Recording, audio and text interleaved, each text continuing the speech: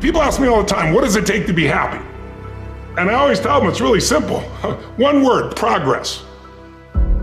Progress equals happiness. If you keep growing, you're gonna feel alive. And if you keep growing, you're gonna have more to give.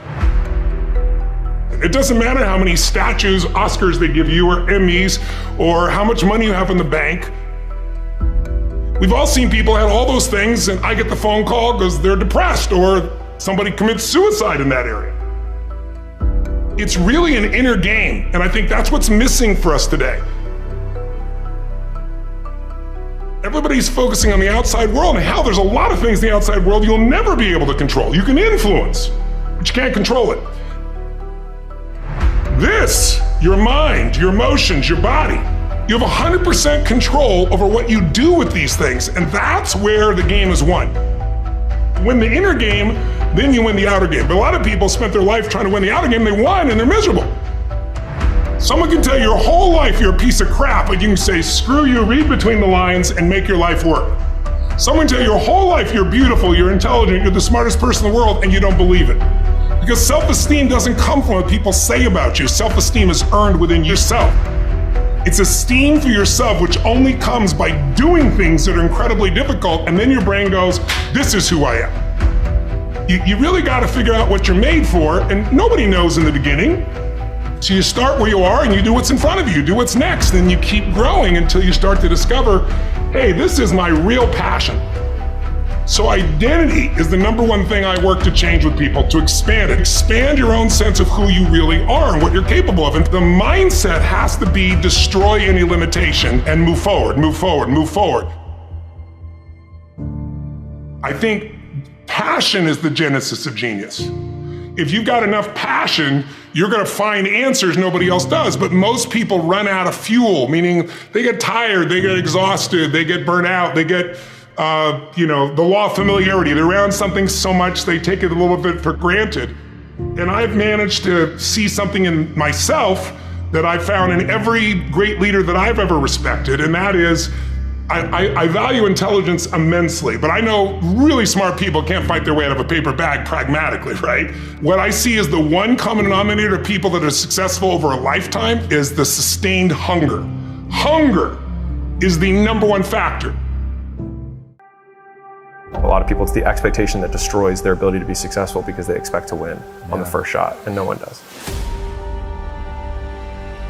And so it's like, are you asking the universe to be unreasonable for you by expecting to be good on your first try? With 20 hours of focused effort, most people can be pretty decent at something, but most people spend years waiting to do the first hour. How can I decrease that action threshold and get someone to just embrace the suck? You should expect to suck, and it would be unreasonable for you to be good if you haven't done it before. I think that most people know to get in shape or to lose weight, whatever, they know they need to eat fewer donuts and move more in general, but they don't, right? Because they're afraid of getting started, or they don't have the discipline to keep going, which is they can't make the short-term sacrifice for the long-term achievement. Once people understand you're gonna fail, and you're gonna fail a lot, and if you can't deal with that failure, then you won't do the things you need to do to ultimately be successful. Most people had a graveyard of failures before they had their actual first success. Is this the path for me? Well, if I started something, I would be more likely to be successful than if I did not start anything. Like when you squat, the first time you squat, you're orienting yourself to your environment. You're barely actually squatting. You're just looking like you have a bar on your back. But you learn so much between that first rep and your 10,000th rep. You have to be, in my own language, willing to stare nakedly at your inadequacies. And if you can stare nakedly at your inadequacies, then you can actually get better. I think most people have a dramatic underestimation of how much volume it takes to be successful. Right? They're like, okay, I should go on 5 dates and then find the girl I'm gonna marry. Like, what if it was 500? Do not cast power to your excuses. Own your circumstances, because no one else will. I think the difference between rich people and poor people, successful people, not successful people, is the degree to which they give power to their circumstance. So I have to keep working hard, and hopefully everything will work out. I'll be number one in the future. So I'm going to continue to work hard, and we as a team will continue to work hard as an organization the same way. We continue to push and push until we get back to that top. While everybody would be at the cafeteria work, eating and doing all sort of stuff, I just go back to the gym. I'm talking to the one that's been through hell. I'm talking to the one that really wants to take it to that level that no one has ever been. If you learn to put in 120%, I guarantee you one day you'll wake up 3 years from now, 5 years from now, 10 years, I don't know, and you'll make exactly what you want to make. You'll have the job you want to have. You'll have the position that you want. You'll have everything in life that you want. If you can learn not only to go to work, but I'm talking about go with all your energy, all your strength, and all your spirit. If you continue to believe that your best work is behind you, then you will never achieve what is ahead of you. You are going to have to get acquainted with pain, with discomfort, with inconvenience. Because hunger is the only thing that's going to give you the power to persevere through that pain. We spread ourselves too thin, don't know how to say no. And we find ourselves doing all kinds of things and never ever have time to do those things that we need to do to work on ourselves. And then there goes a second, there goes another second, there goes another second, and we can't stop and hold time. And before you know it, you wake up one day and you're behind in your dreams and your bills. Work like hell. I mean, you just have to put in 80 to 100-hour weeks every week. When someone gives you help, make sure you push it right back and give them help. What you gonna do on Monday? I don't see that. What you gonna do on Tuesday? Like you just showing me your dream. I don't see what you doing on Wednesday. What time you getting up on Saturday? What you doing on the weekend when everybody else chilling? Show me your plan. Don't just show me your dreams. It ain't gonna be easy. It's not gonna be a walk in the park. There's always more to give. You got to be willing to sacrifice. You got to be willing to hurt. You got to be willing to yell out. Whatever it takes, keep pushing forward. I'm telling you, this is a short window. You're not gonna be doing this at 47 years old, 58 years old, 62. So if you got 10 years, why not give 120? Because if you give 120, you guys have an opportunity of a lifetime, and it's a short window. I work because I'm hungry. I sacrifice because I'm never full. I lose sleep because I'm going after my dream.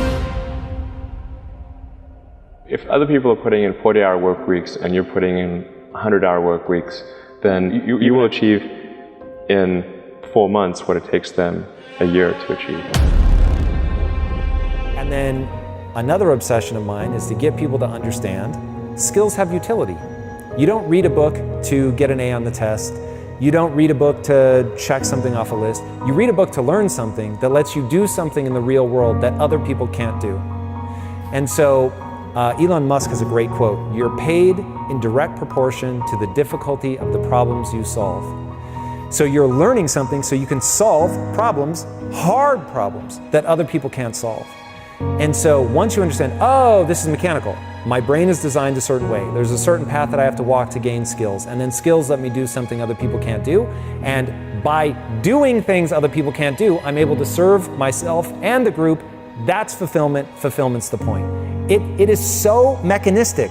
It's all just deadly simple. And when I'm giving honest answers, I'm always looping around, this is how the human mind works. And every time I say something controversial, it's always about biology. Like, if you want to fight it, fight it. You're going to die tired, and I will propel myself forward because I'm not judging what is true. I don't deal with the world the way that I wish it were. I deal with the world the way that it is.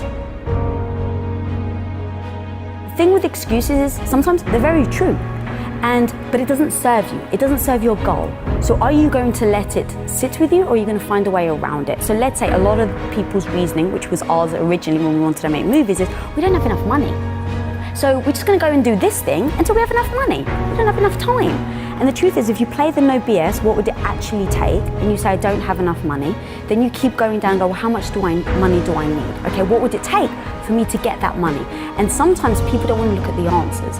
So maybe it takes you having to sell your house, move in with your in-laws, and rent one of their bedrooms for the next 3 years, in order to save your money so that you can go and start a company.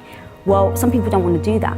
Okay, well at least now you have your answer and you're not sitting there using the excuse that you don't have enough money. You just looked at it and like, oh, for me to get there, I need to live with my in-laws for 3 years. I don't want to do that. And now you've just decided. And now you're not beating yourself up over, oh my God, I can't believe I'm not there yet. Or like with us with Quest, we didn't leave ourselves any room for excuses because we just went down that list of, are we giving this over? Are we doing this? Are we actually showing up? And if the answer is no, then how can you expect to reach your goal? So once we sit there and go, what is our goal? To build a studio as big as Disney. All right, before you even get started, we sit there and go, what? Like, no BS. Don't try and say like the things that we want it to be true.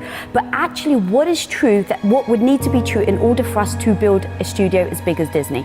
And so we sat there and we said, okay, it's going to take us to put our own capital in. It's going to take us to work hard. What does work hard look like? Is it a certain amount of hours? Is it a certain amount of achievements where you put things into place and you make sure you're always incrementally working towards that?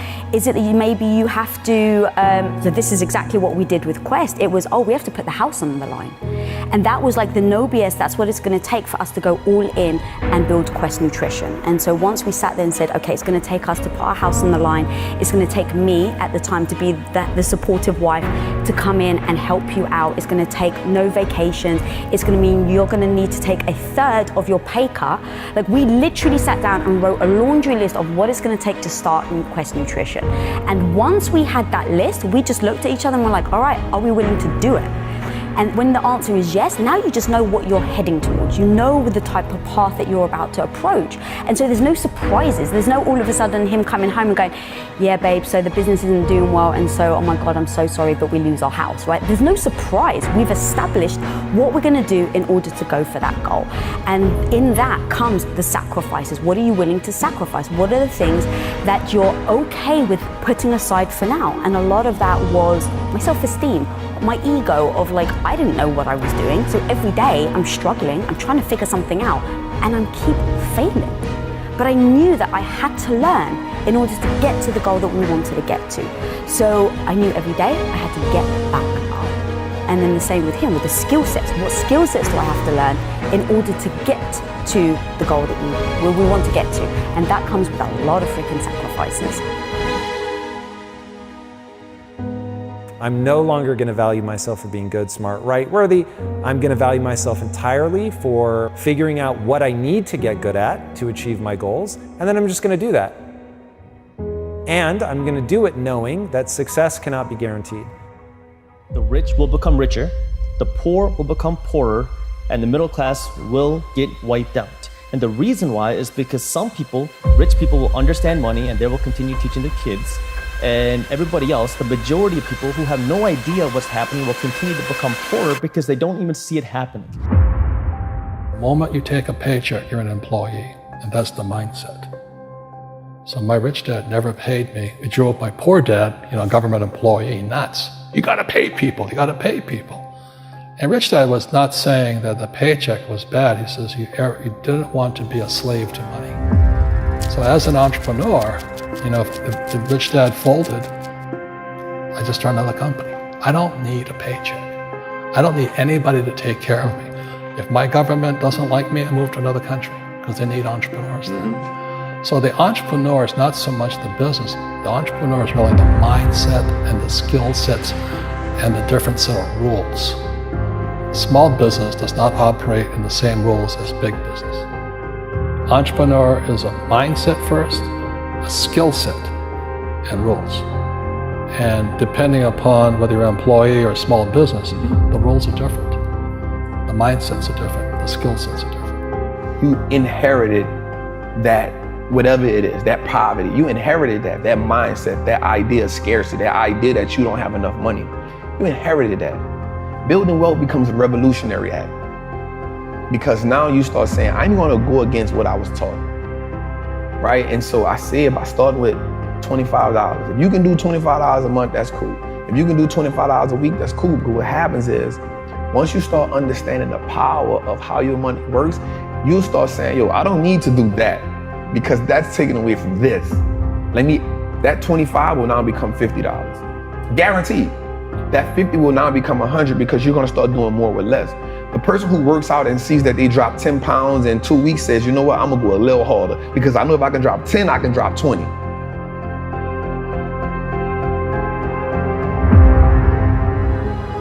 You short of breath, SOB, shortness of breath, you wheezing. The only thing you trying to do is get some air. You don't care about no basketball game. You don't care what's on TV. You don't care about nobody calling you. You don't care about a party. The only thing you care about when you're trying to breathe is to get some fresh air. That's it. And when you get to the point where all you want to do is be successful as bad as you want to breathe, then you'll be successful. And I'm here to tell you, number one, that most of you say you want to be successful, but you don't want it bad. You just kind of want it. You don't want it badder than you want to party. You don't want it as much as you want to be cool. Most of you don't want success as much as you want to sleep.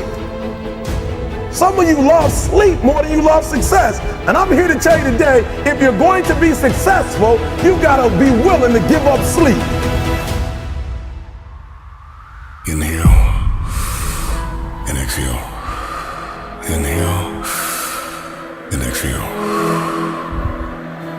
All you have is all you need. All our lives, many of us go through life running from things that ain't got no teeth to do us any harm.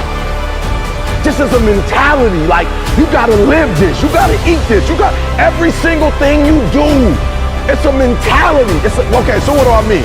Because I gotta get you to go from behavior to mentality, because I told you before, I studied great people, millionaires and billionaires and people who succeed in what they do. And I realized that the difference is only, it's not a behavior. It's not something that they do. It's not something that they get to when they want to. It's not a feeling. Some of y'all, for real, you still on feelings. When you feel like doing it, you do it. When you don't feel like doing it, you don't. And so for you, it's a feeling, right? It's a feeling. For them, it's a mentality, it's a way of life. It's what they eat, it's what they sleep, it's what they drink, it's who they are. It possesses them. And the guru was telling him, when mentally you want it, in your spirit, in your soul, when you want it, it will happen.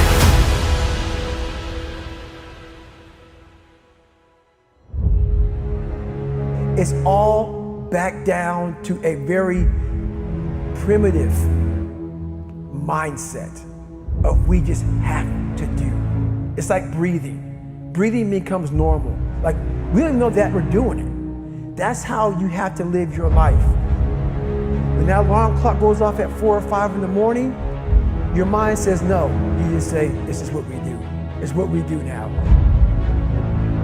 Change the way you see yourself and begin to tend to the personal details. Understand that nobody's going to take care of your business better than you. And when I start changing that kind of mindset of beating myself up because of my mistakes and start looking at the possibility of my doing better, of my making the adjustment that would enable me to do what I want to do successfully, things begin to change. Your dream is worth fighting for. If you desire to move from dreaming your dream to living your dream, you must recognize your value and you have to be willing to hold out for what you deserve. We all got a responsibility. We all got to be accountable. We all got to put in work, but don't give up. Because there's somebody out there right now that is hurting. There's somebody out there right now that is struggling. There's somebody out there right now that's got it a little bit tougher than you do. So why are you gonna give up now? Hear me! Get your hopes up and don't you ever settle! So I'm saying that we have to work through the challenges of life and learning how to begin to work to fortify ourselves. Repeat after me, please. I can live my dream. I can find my purpose in life. And live my purpose. I deserve more for myself. I deserve more from life. When you want something bad, you can't count the cost, because if you count the cost and you see how much it costs, you might quit, you might give up. So you got to go in knowing that I don't count the cost. I do as many push-ups as it takes, as many sit-ups as it takes, as many reps as it takes. I study as long as it takes. I pay whatever the price is. Why? Because if I start counting the cost, I might quit, I might give up, I might surrender. Don't count the cost. You don't count the cost on this one.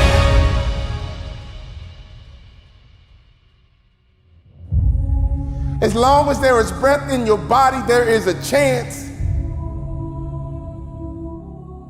As long as there's breath in your lungs, there's hope in your heart. As long as you're breathing, yes, you can.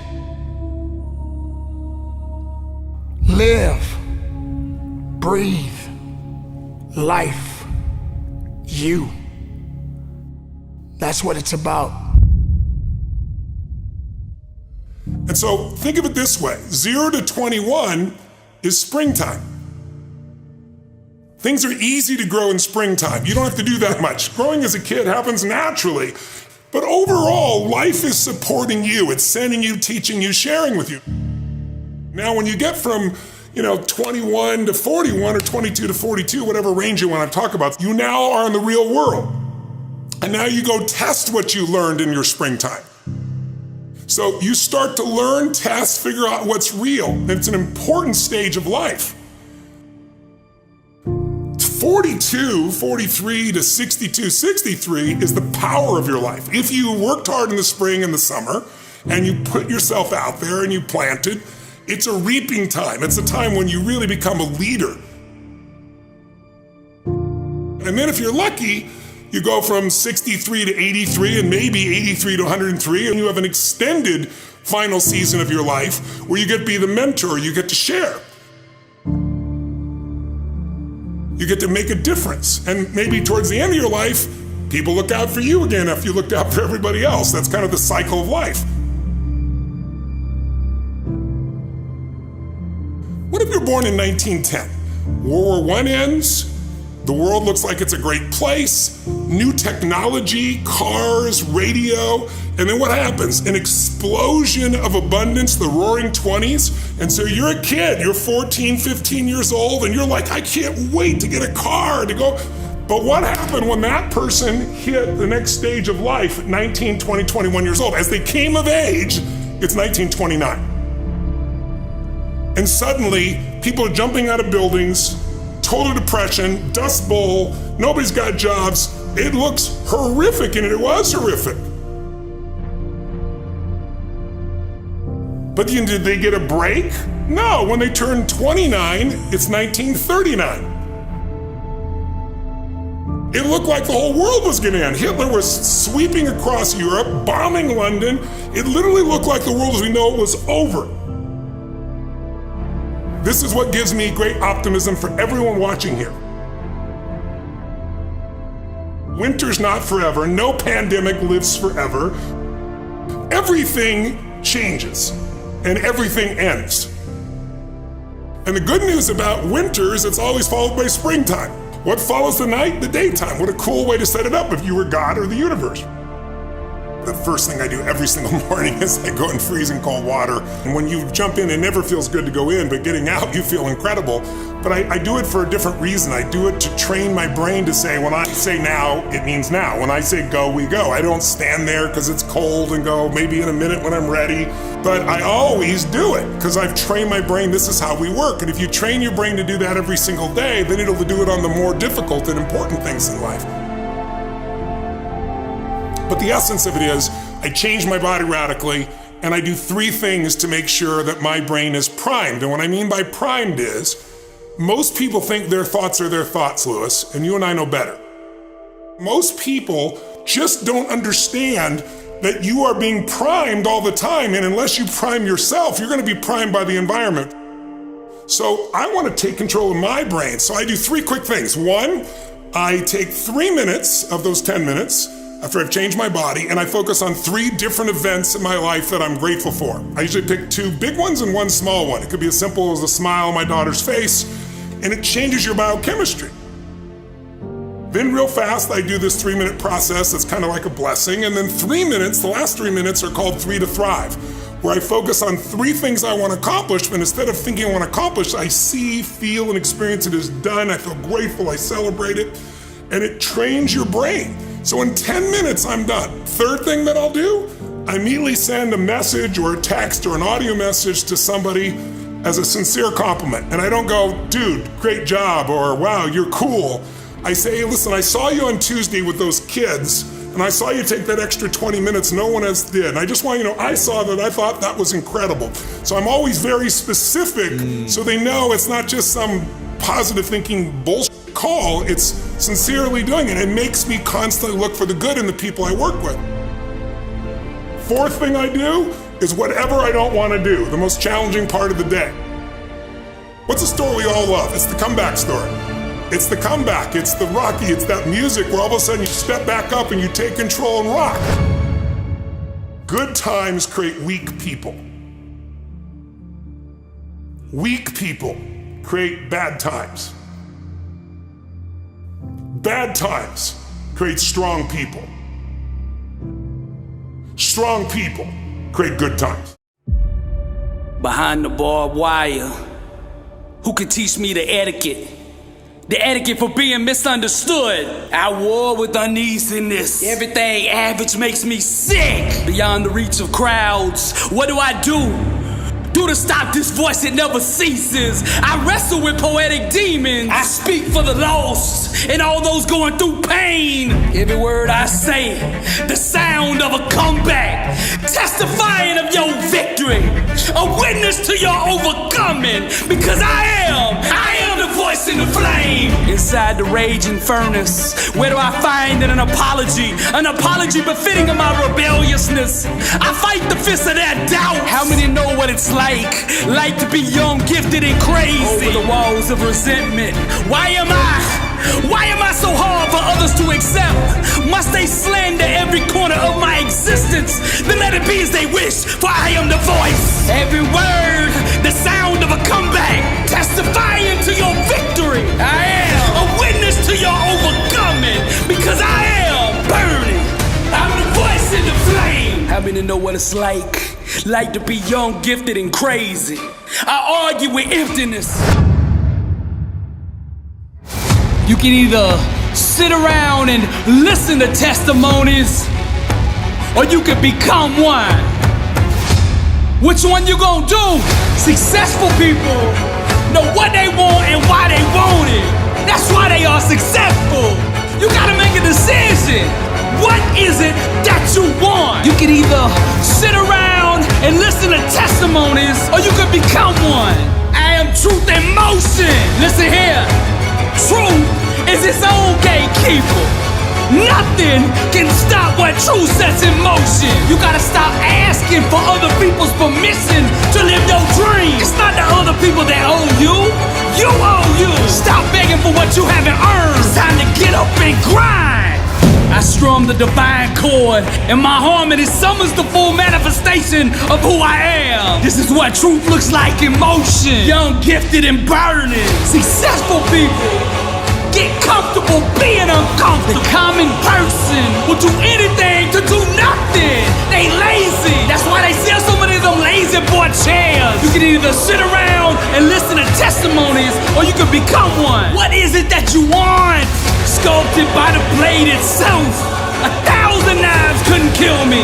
But there in the darkness, underneath her shadows, the warrior discovered himself. Shaped from the hammer of pain, 1,000 betrayals couldn't break me. But there in the storm, at the very center of her chaos, the champion in me got stronger. Truth is the gatekeeper. Stop asking the world for permission to live your dream.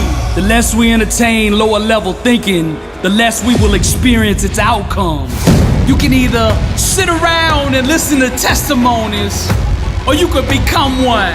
For it is written, but be doers of the word and not hearers only. I can see my dream so clearly now that its manifestation is inevitable. Nothing can stop me. My daddy used to tell me, son, if you're gonna make a mistake, then make it full speed. Some people drown, others go out in a blaze of glory. I'm young, rich, and burning. If a desire burns long enough, it'll grow into an obsession.